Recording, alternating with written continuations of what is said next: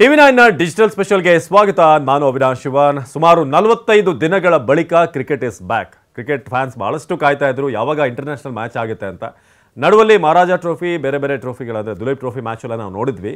ಆದರೂ ಕೂಡ ನಮ್ಮ ಟೀಮ್ ಇಂಡಿಯಾ ಯಾವಾಗ ಈ ಕಣಕ್ಕಿಳಿಯುತ್ತಲ್ವಾ ಆ ಮಜಾ ಬೇರೆ ಯಾವುದೇ ಟೂರ್ನಮೆಂಟ್ ಕೊಡೋದಿಲ್ಲ. ಹಾಗಾಗಿ ನಾಳೆಯಿಂದ ಮತ್ತೆ ಟೂರ್ನಮೆಂಟ್ ಆರಂಭ ಆಗ್ತಿದೆ. ಅದು ಭಾರತ ಮತ್ತು ಬಾಂಗ್ಲಾ ನಡುವೆ ಇಂಟರ್ನ್ಯಾಷನಲ್ ಕ್ರಿಕೆಟ್, ಭಾರತದ ಕ್ರಿಕೆಟ್ ಮತ್ತೆ ರೀಸ್ಟಾರ್ಟ್ ಆಗ್ತಾ ಇದೆ. ಹಾಗಾಗಿ ಒಂದು ಲಾಂಗ್ ಗ್ಯಾಪ್ನ ನಂತರ ಈ ಪಂದ್ಯ ಸ್ಟಾರ್ಟ್ ಆಗ್ತಿರೋದ್ರಿಂದ ಎಲ್ರಿಗೂ ಕೂಡ ಸಹಜವಾದಂಥ ಕುತೂಹಲ ಹೇಗಿರುತ್ತೆ ಅಂತ. ಒಂದು ಟೆಸ್ಟ್ ಸರಣಿ ಮೂಲಕ ಮತ್ತೆ ನಮ್ಮ ಟೀಮ್ ಈ T20 ವರ್ಲ್ಡ್ ಕಪ್ನ ಒಂದು ದೊಡ್ಡ ಯಶಸ್ಸಿನ ನಂತರ ಅದಾದಮೇಲೆ ಟೂರ್ನಿಗಳನ್ನು ಆಡಿರ್ಬೋದು. ಬಟ್ ಇವನ್ ಆ ಒಂದು ಯಶಸ್ಸು ಇನ್ನೂ ಕೂಡ ಹ್ಯಾಂಗ್ ಓವರ್ ಮುಂದುವರಿತಿದೆ. ಸೊ ಇದೀಗ ಟೆಸ್ಟ್ ಸರಣಿಯ ಸಮಯ. ಬಾಂಗ್ಲಾದೇಶ ಭಾರತಕ್ಕೆ ಬಂದಿದೆ. ಈಗಾಗಲೇ ಪ್ರಾಕ್ಟೀಸ್ ಭಾಳ ಜೋರಾಗಿ ನಡೀತಾ ಇದೆ. ಚೆನ್ನೈನಲ್ಲಿ ನೋಡಿದ್ರಿ, ವಿರಾಟ್ ಕೊಹ್ಲಿ ಪ್ರಾಕ್ಟೀಸ್ ಮಾಡಿದಂಥ ಒಂದು ಹೊಡೆತಕ್ಕೆ ಅಲ್ಲಿನ ಗೋಡೆಯಲ್ಲೇ ಒಂದು ರಂಧ್ರ ಆಗಿತ್ತು, ದೊಡ್ಡ ಮಟ್ಟಕ್ಕೆ ಒಂದು ಡ್ಯಾಮೇಜ್ ಆಗಿತ್ತು. ಅಷ್ಟು ಮಟ್ಟಿಗೆ ರೆಡಿ ಆಗಿದ್ದಾರೆ ನಮ್ಮ ಬಾಯ್ಸ್.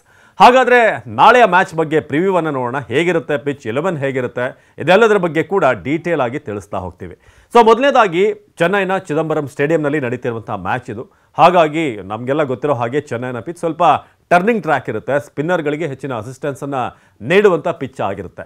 ಆದರೆ ಈ ಬಾರಿ ಗೌತಮ್ ಗಂಭೀರ್ ಏನು ಕೋಚ್ ಆಗಿರೋದ್ರಿಂದ ಮೊದಲ ಒಂದು ಟೆಸ್ಟ್ ಅವ್ರಿಗೆ ಮುಂದೆ ಇದೆ, ಸೊ ನಮ್ಮ ನೆಲದಲ್ಲೇ.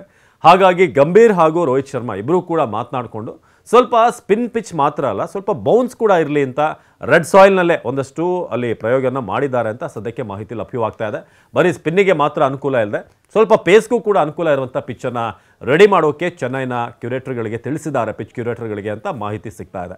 ಸೊ ಹಾಗಾಗಿ ನಾಳಿನ ಒಂದು ಮ್ಯಾಚ್ನಲ್ಲಿ ಬರೀ ಸ್ಪಿನ್ನರ್ಗಳಿಗೆ ಮಾತ್ರ ಅಲ್ಲ, ಚೆನ್ನೈ ಪಿಚ್ಗಳು ಹೇಗೆ ಯಾವಾಗಲೂ ಸ್ಪಿನ್ನರ್ಗಳಿಗೆ ಹೆಚ್ಚಿನ ಅಸಿಸ್ಟೆನ್ಸನ್ನು ಕೊಡುತ್ತೆ, ಆದರೆ ಅದ್ರ ಜೊತೆಗೆ ಸ್ವಲ್ಪ ಸ್ಟಾರ್ಟಿಂಗ್ನಲ್ಲಿ ಸ್ವಲ್ಪ ಪೇಸ್ ಅಂಡ್ ಬೌನ್ಸ್ಗೂ ಕೂಡ ಅನುಕೂಲ ಮಾಡುವಂಥ ಸಾಧ್ಯತೆ ಇದೆ. ಸೊ ಹಾಗಾಗಿ ಈ ಪಿಚ್ನಲ್ಲಿ ಇದನ್ನು ನಿರೀಕ್ಷೆ ಮಾಡ್ಬೋದು. ಜೊತೆಗೆ ಇನ್ನೊಂದು ವಿಚಾರ ಗಮನಿಸಬೇಕು, ಬಾಂಗ್ಲಾದಲ್ಲೂ ಕೂಡ ಒಳ್ಳೆ ಸ್ಪಿನ್ನರ್ಸ್ಗಳಿದ್ದಾರೆ, ಹೊಸ ಪ್ರತಿಭೆಗಳು ಬರ್ತಾ ಇದ್ದಾರೆ. ಆ ಕಾರಣಕ್ಕೆ ನಮ್ಮಲ್ಲಿ ಪೇಸರ್ಸ್ಗಳು ಚೆನ್ನಾಗಿ ಇರೋದ್ರಿಂದ ಒಂದು ಬ್ಯಾಲೆನ್ಸ್ಡ್ ಆದಂಥ ಪಿಚ್ಚನ್ನು ನಾವು ಗಮನಿಸ್ಬೋದು ಚೆನ್ನೈನಲ್ಲಿ ಅಂತ ಅನ್ನಿಸ್ತಾ ಇದೆ. ಹಾಗೆಯೇ ಈಗ ಭಾಳ ಮುಖ್ಯವಾಗಿರುವಂಥದ್ದು 11 ಹೇಗಿರುತ್ತೆ, ಯಾವ ರೀತಿಯಾಗಿ ನಮ್ಮ ಟೀಮ್ ಇರುತ್ತೆ ಅನ್ನೋದು ನಾವು ಗಮನಿಸಬೇಕು. ಯಾಕೆಂದರೆ ಭಾಳಷ್ಟು ಇಂಜುರಿಯ ನಂತರ ವಾಪಸ್ ಬರ್ತಿರುವಂಥ ಆಟಗಾರರಿದ್ದಾರೆ. ಜೊತೆಗೆ ಆ ಟೆಸ್ಟ್ ಸೆಟಪ್ಗೆ ಈಗ ಅಡ್ಜಸ್ಟ್ ಆಗಬೇಕಾದಂಥ ಸಮಯ. ಒಂದಷ್ಟು ಒನ್ ಡೇ ಆಡಿದರು, T20 ಆಡಿದರು, ಆದರೆ ಈಗ ಟೆಸ್ಟ್ ಫಾರ್ಮ್ಯಾಟ್ಗೆ ಒಗ್ಕೊಳ್ಬೇಕಾದಂಥ ಸಮಯ.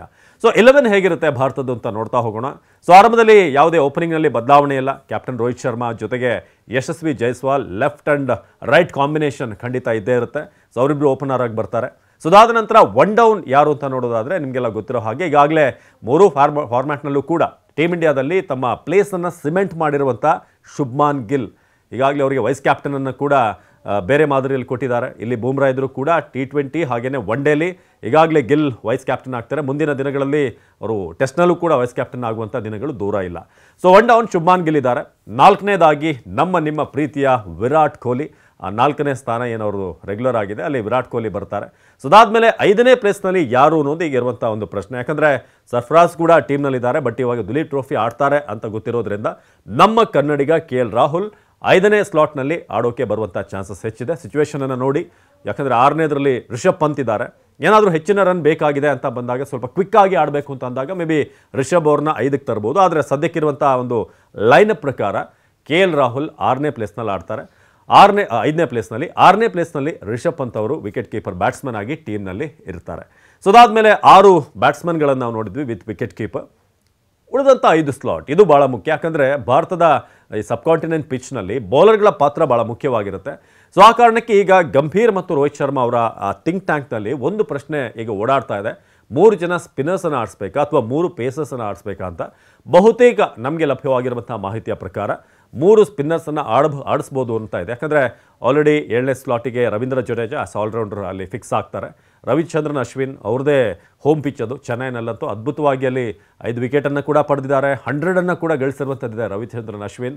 ಸೊ ಹಾಗಾಗಿ ರವಿಚಂದ್ರನ್ ಅಶ್ವಿನ್ ಅಲ್ಲಿ ಫಿಕ್ಸ್ ಆಗಿರ್ತಾರೆ. ಆದರೆ 3ನೇ ಪ್ಲೇಸ್ ಸ್ಪಿನ್ನರ್ ಅಂತ ಬಂದಾಗ ಕುಲ್ದೀಪ್ ಯಾದವ್, ಏನಾದರೂ 3 ಸ್ಪಿನ್ನರ್ನ ಆಡಿಸೋದಾದರೆ ಸಹಜವಾಗಿ ಅಲ್ಲಿ ಕುಲ್ದೀಪ್ ಯಾದವ್ ಬರ್ತಾರೆ. ಯಾಕಂದರೆ ಲೆಫ್ಟಿ ಆಗಿರೋದ್ರಿಂದ ಸ್ಪಿನ್ನಿಂಗ್ ಆಪ್ಷನ್ ಒಂದು ವೆರೈಟಿ ಸಿಗುತ್ತೆ ಕ್ಯಾಪ್ಟನ್ಗೆ. ಆದರೆ ಒಂದು ವೇಳೆ 3 ಜನ ಪೇಸರ್ಸನ್ನು ಆಡಿಸಿದ್ರೆ ಬುಮ್ರಾ, ಸಿರಾಜ್ ಜೊತೆಗೆ ಆಕಾಶ್ ದೀಪ್ ಬರ್ತಾರಾ ಅನ್ನೋದು ಈಗಿರುವಂಥ ಪ್ರಶ್ನೆ. ಹಾಗಾಗಿ ಸದ್ಯಕ್ಕಿರುವಂಥ ಮಾಹಿತಿಯ ಪ್ರಕಾರ 3 ಸ್ಪಿನ್ನರ್ಸ್ ಅಂತ ಜಡೇಜಾ, ಅಶ್ವಿನ್ ಹಾಗೆಯೇ ಕುಲ್ದೀಪ್ ಯಾದವ್ 3 ಜನ ಆಡ್ತಾರೆ. ಜೊತೆಗೆ ಬುಮ್ರಾ, ಸಿರಾಜ್ ಇದು ಫಿಕ್ಸ್ ಆಗಿದೆ. ಒಂದು ವೇಳೆ ಕೊನೆ ಹಂತದಲ್ಲಿ ಏನಾದರೂ ನಾಳೆ ಬೆಳಗ್ಗೆ ಪಿಚ್ನಲ್ಲಿ ಏನಾದರೂ ಚೇಂಜಸ್ ಅಂತ ಅನಿಸಿದಾಗ ಅಥವಾ ಇವತ್ತು ಸಂಜೆ ಪಿಚ್ಚನ್ನು ಚೆಕ್ ಮಾಡಿದಾಗ ಪೇಸರ್ಸ್ಗಳಿಗೆ ಹೆಚ್ಚಿನ ಅನುಕೂಲ ಇದೆ ಅಂತ ಏನಾದರೂ ಅನಿಸಿದ್ರೆ ಆಗ ಒಂದು ಬದಲಾವಣೆ ಮೇ ಬಿ ಒಬ್ಬ ಪೇಸರನ್ನು ತರಬಹುದು, ಬಟ್ ಆ ಸಾಧ್ಯತೆ ಭಾಳ ಕಡಿಮೆ. ಸೊ ಇದು ಬಾಂಗ್ಲಾದೇಶ ವಿರುದ್ಧ ಟೀಮ್ ಇಂಡಿಯಾ ರೆಡಿ ಆಗಿದೆ, ಯಾಕಂದರೆ ಭಾಳ ಗ್ಯಾಪ್ನ ನಂತರ ಈಗ ಆಡ್ತಿರೋದು. ಜೊತೆಗೆ ಗಂಭೀರ್ ಅವ್ರಿಗೂ ಕೂಡ ಒಂದು ದೊಡ್ಡ ಟೆಸ್ಟ್ ಇದು. ನಮ್ಮ ನೆಲದಲ್ಲಿ ಬಾಂಗ್ಲಾದೇಶದಂಥ ತಂಡ, ಇನ್ನು ಬಾಂಗ್ಲಾ ಟೀಮ್ ನಿಮಗೆಲ್ಲ ಗೊತ್ತಿರೋ ಹಾಗೆ ಯಾವ ದಿನ ಕೂಡ ಅವರು ಹಿಂಜರಿಯೋದಿಲ್ಲ, ಯಾಕಂದರೆ ಯಾವಾಗಲೂ ಕೂಡ ಅವರು ಸರ್ಪ್ರೈಸ್ಗಳನ್ನು ಕೊಡೋದ್ರಲ್ಲಿ ಭಾಳ ನಿಸ್ಸೀಮರಾಗಿರುವಂಥ ಒಂದು ತಂಡ. ಅದು ಬೇರೆ ಬೇರೆ ಫಾರ್ಮ್ಯಾಟ್ನಲ್ಲಿ ಅವ್ರು ಈಗಾಗಲೇ ಪ್ರೂವ್ ಮಾಡಿದ್ದಾರೆ. ಪಾಕಿಸ್ತಾನ ಅಂತ ತಂಡವನ್ನು ಸೋಲಿಸಿ ಈಗ ಬಂದಿರೋದು. ಹಾಗಾಗಿ ಬಾಂಗ್ಲಾ ನಮ್ಮನ್ನು ಕೂಡ ಸೋಲಿಸ್ತೀವಿ ಅಂತ ಅವರು ಪ್ರೆಸ್ ಮೀಟ್ನಲ್ಲೆಲ್ಲ ಅವರ ಆಟಗಾರರು ಹೇಳ್ತಾ ಇದ್ರು. ನಾವು ಭಾರತವನ್ನು ಕೂಡ ಅವ್ರ ನೆಲದಲ್ಲೇ ಸೋಲಿಸೋಕೆ ಬರ್ತಾ ಇರೋದು ಅಂತ. ಸೊ ಈ ಚಾಲೆಂಜನ್ನು ನಾವು ಯಾವತ್ತೂ ಕೂಡ ಆಸ್ಟ್ರೇಲಿಯಾ, ಇಂಗ್ಲೆಂಡ್ ಅಂತ ಪ್ಲೇಯರ್ಗಳನ್ನೇ ನಾವು ಬಿಟ್ಟಿಲ್ಲ, ಇನ್ನು ಬಾಂಗ್ಲಾದವ್ರನ್ನ ಬಿಡ್ತೀವಾ? ಇದು ಸದ್ಯಕ್ಕಿರುವಂಥ ಸಿಚುವೇಶನ್. ಏನಾಗುತ್ತೆ ನಿಮ್ಮ ಪ್ರಕಾರ 11 ಹೇಗಿರಬೇಕು, ತಂಡದಲ್ಲಿ ಹೇಗೆ ಆಡಿಸ್ಬೇಕು, ಇದರ ಬಗ್ಗೆ ಬೌಲರ್ಸ್ 3 ಸ್ಪಿನ್ನರ್ ಆಡಿಸ್ಬೇಕಾ, 3 ಪೇಸರ್ಸ್ ಅಂದರೆ ಫಾಸ್ಟ್ ಬೌಲರ್ಸ್ ಆಡಿಸ್ಬೇಕಾ? ದಯವಿಟ್ಟು ಅದರ ಬಗ್ಗೆ ನೀವು ಕಮೆಂಟ್ ಮಾಡಿ ತಿಳಿಸಿ. ಯಾರ ಒಂದು ಟೀಮ್ ಎಕ್ಸಾಕ್ಟ್ಲಿ ನಾಳೆ ಆಡಲ್ಪಡುತ್ತೆ ನೋಡೋಣ, ನಿಮ್ಮ ಕಮೆಂಟ್ನಲ್ಲಿ ಅದು ಗೊತ್ತಾಗುತ್ತೆ. ಸೊ ಇದಾಗಿತ್ತು TV9ನ ಡಿಜಿಟಲ್ ಸ್ಪೆಷಲ್. ನಿರಂತರ ಸುದ್ದಿಗಾಗಿ ನೋಡ್ತಾ ಇರಿ TV9.